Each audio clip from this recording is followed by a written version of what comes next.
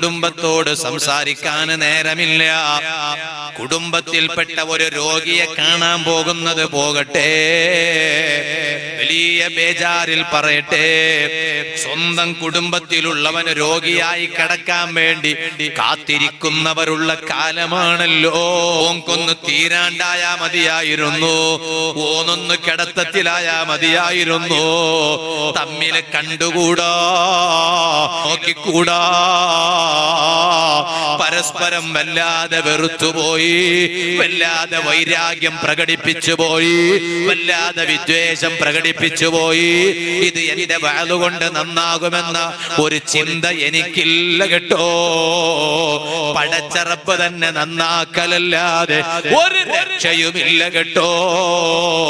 അല്ലാഹു ഞങ്ങളെ ഖൽബ് നന്നാക്കി തരട്ടെ, റബ്ബ് ഞങ്ങളെ മനസ്സ് നന്നാക്കി തരട്ടെ.